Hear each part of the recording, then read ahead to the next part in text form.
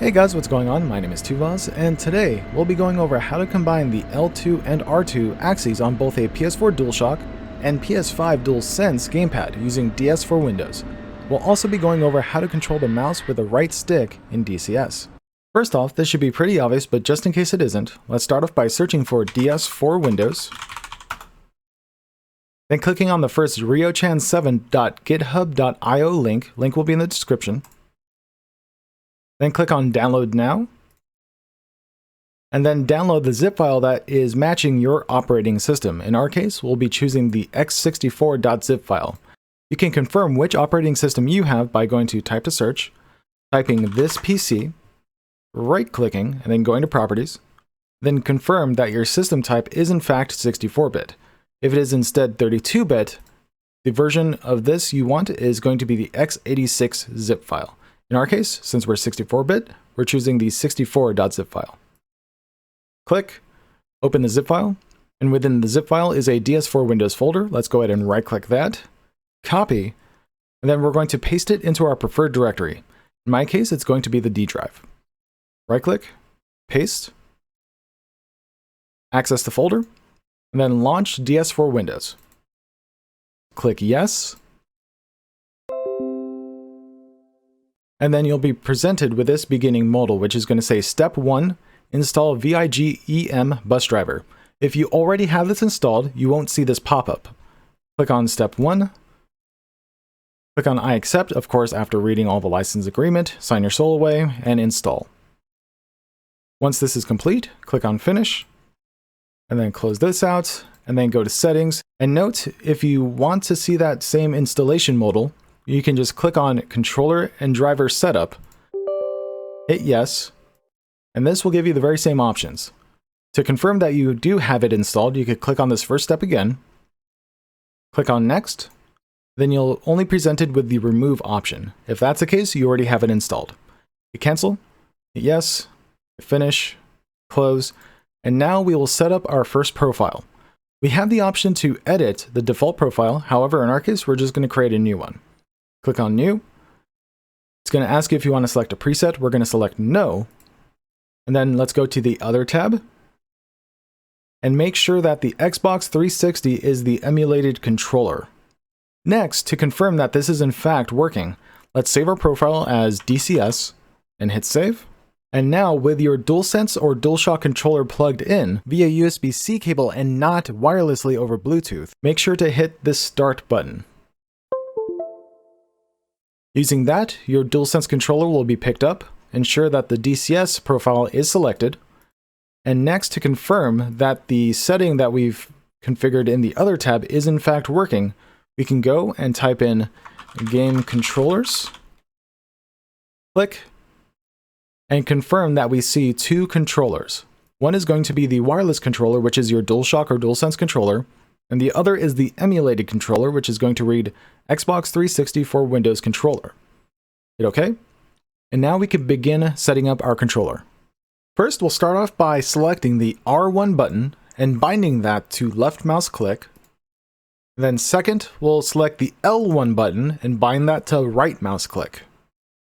And next, we'll set up mouse control with the right stick. If you notice, there is a center binding option, which is R3, but there's 4 individual directional options at the top, right, bottom, and left of the right stick. So we'll start off with the top direction, select that, and we'll set this to mouse up. And then for the right direction, we'll set this to mouse right. For the down direction, you guessed it, mouse down. And finally, this shouldn't be a surprise, for the left option, we'll choose mouse left. In addition to that, we'll also set it up so that as we're holding L1, the right stick will do nothing. To do that, again, click on the up position, go to Shift modifier, and select L1 as the Shift modifier. And from there, we'll simply set this to the right stick up position. And then do the same thing for all the other 4 directions. So again, Shift modifier, L1, in this case, right stick, down position, Shift modifier, L1, down on the right stick, and then finally, the left direction, Shift modifier, L1, and then left on the stick. And just like that, we should be able to control the mouse using our right stick, but we can't actually do that yet until we apply. So go ahead and click on apply. And now wiggle your right stick to confirm that you can indeed control the mouse using the right stick. And move the mouse out of the way. Confirm that by holding L1 and then moving the right stick, the mouse no longer moves. In this case, it's not moving. Additionally, we also want to confirm that R1 is in fact left mouse click. So to do that, let's go ahead and select some of these options with R1. And then L1 is going to be right mouse click. So let's go over here and do L1. Oops, sorry. Let's do L1 here just to confirm. And there you go. Confirmed. Now let's go ahead and save this profile. With that saved, now we can choose to fine-tune the profile based on our needs. For example, if you don't like being able to control the mouse with the touchpad on the DualSense or DualShock controller because it's a bit too sensitive, you can change the touchpad menu output mode to be controls, and then simply don't set up any controls. By doing that and hitting apply, the trackpad will no longer move the mouse. Right now I'm swiping the trackpad and the mouse is not moving. Additionally, you could change the mouse sensitivity of the right stick so that full deflection of the mouse will go faster than what it is by default. Currently, it is set to 25. I personally like to set it to 100. Click apply, and just like that, your mouse should be a lot more sensitive. However, it might be a little bit too sensitive. So if you find that it's too sensitive, like for example, this is me just barely touching the stick, I want to introduce a curve. So to do that, go to Axis Config, look for the RS option, or right stick, which is the next one down, and then change the output curve to be cubic, or whatever your preference is. Then let's go ahead and hit apply, and double check that we are now happy with the sensitivity of the mouse. And just like that, we are all set up. So with that configured, let's save our profile, and then we can go into DCS and see what all this does for us. Now that we're in DCS and F16, we can see that we can control the mouse using the right stick on our controller. Additionally, we can use the R1 button to click on different buttons inside the cockpit, and we can use the L1 button to right click on things in the cockpit. For example, to lift the master arm switch to the up position, or left click with R1 to the down position. Additionally, by forcing cursor off with left Alt and C, we can now control head movement using mouse movement, which is by turn controlled by the right stick. This allows a form of relative camera movement, which is not currently possible in DCS. The only thing we can bind is absolute camera movement. I think this is by far the more superior option.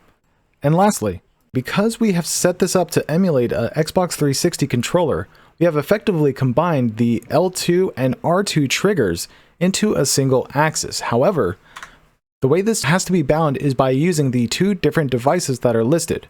For instance, if we go to Axis Commands, we can see we have one column for the Xbox 360 controller, and then another column for the wireless controller or our DualShock or DualSense controller.